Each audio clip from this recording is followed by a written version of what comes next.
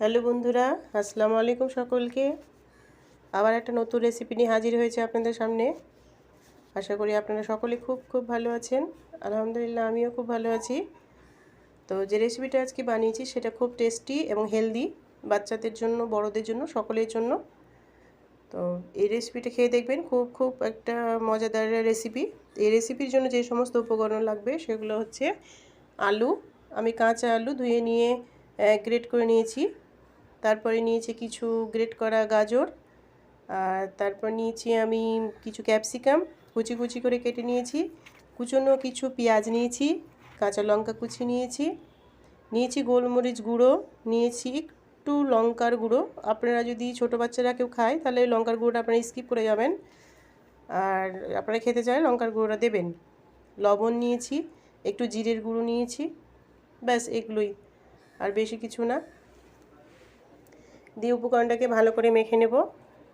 এরপর আমি দুটো ডিম নিয়েছি। তো ডিমগুলোকে আমি ফাটিয়ে নেব। ফাটিয়ে নিয়ে কী করব, দুটো যে ডিমগুলোর যে কুসুমগুলো আছে সেই কুসুমগুলো আমি একটা আলাদা বাটিতে নিয়ে নেব। আর যে ডিমের যে সাদা অংশ সেই সাদা অংশটা আমি এই উপকরণের সাথে মিশিয়ে নেব ভালো করে।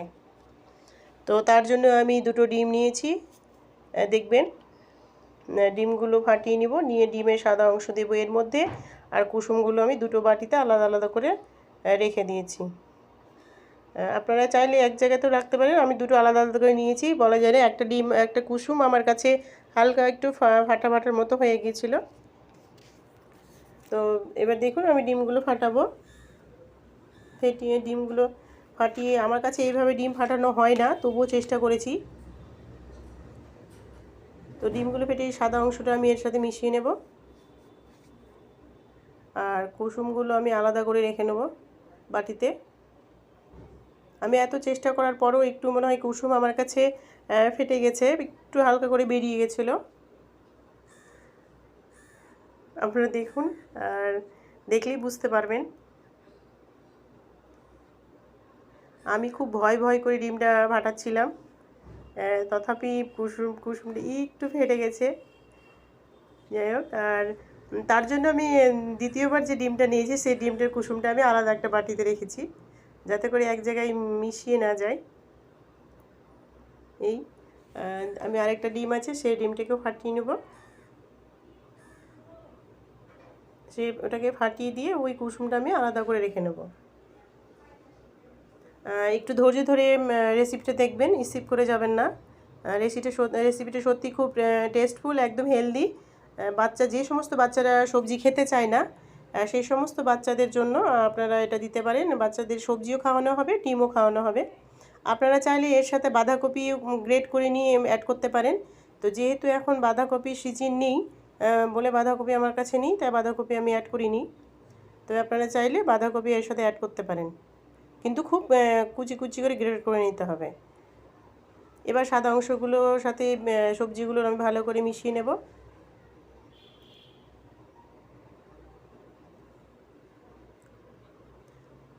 গোলমরিচ গুঁড়ো অবশ্যই দেবেন। গোলমরিচ গুঁড়োর যে একটা ফ্লেভার বা একটা যে স্মেল, সেটা খেতে বেশি ভালো লাগে, তার জন্য আরও।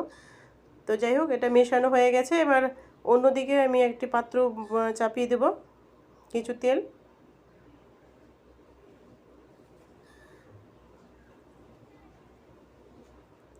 আমার মনে হয়েছে একটু এই যে হলুদ গুঁড়ো দিয়ে, আমি হলুদ গুঁড়ো দিতে প্রথমে ভুলে গেছিলাম, তাই আমি পরে আবার একটু হলুদ গুঁড়ো অ্যাড করে দিয়েছি।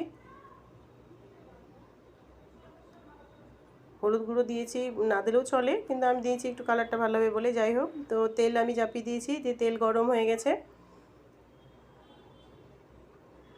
এবার আমি তেলে আমি সবজিগুলো দিয়ে দেব।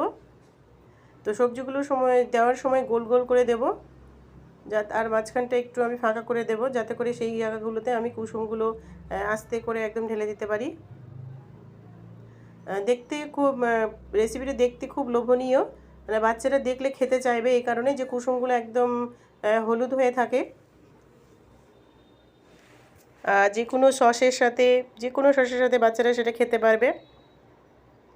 সস ছাড়াও এটা খাওয়া যায় মুখে, এতটাই টেস্টি। আমি দুই জায়গাতে গোল গোল করে দিয়ে দিচ্ছি। বড় পাতলা প্যান হলে ভালো হতো, জায়গাটা অনেকটা বড় হতো। তো আমার কাছে কড়াই ছিল, আমি কড়াই বসিয়ে দিয়েছি।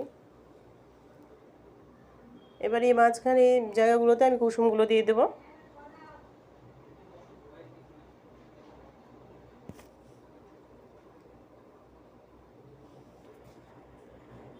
আপনারা কিন্তু ভালো করে গোল করে নেবেন, নাহলে কুসুমটা আবার বেরিয়ে যাবে। আমি এই কুসুমটা আমার কাছে একটু ফেটে গিয়েছিল। আর একটা কুসুম রয়েছে, সেটা ঠিকই ছিল, ওটা ফাটেনি। এবার বসিয়ে দিচ্ছি, সেই কুসুমটা আমি এখানে দিয়ে দিচ্ছি। এবার এগুলো দিয়ে দেওয়ার পর, ডিম কুসুমটা দিয়ে দেওয়ার পর এবার কিছুক্ষণের জন্য এটা ঢাকা দিয়ে দিতে হবে।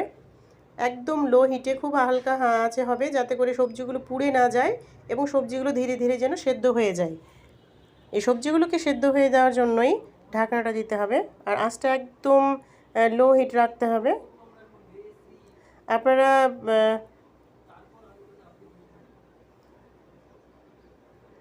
ইন্ডাকশানে করলে 100-তে দিয়ে রাখবেন।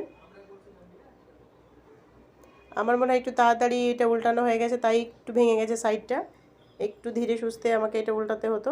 আর উল্টানোর সময় দুটো চামচ অবশ্যই ব্যবহার করবেন, কারণ একটা হাতে একটা চামচে উল্টানো যায় না, খুব অসুবিধে, কুসুমটা সরে যায় যদি। তাই জন্য দুই হাত দিয়ে দুটো চামচ দিয়ে উল্টানোটাই সবথেকে সুবিধে হবে। এই যে আমি উল্টিয়ে নিলাম, নিয়ে কিছুক্ষণ আবার ওই অপর পেটটাও কিছুক্ষণের জন্য আমি সেঁকে নেব ভালো করে, যতক্ষণ না পর্যন্ত হালকা হালকা সবজিগুলো লাল হয়ে আসে। এই প্রায় আমার সবজি হয়ে এসেছে।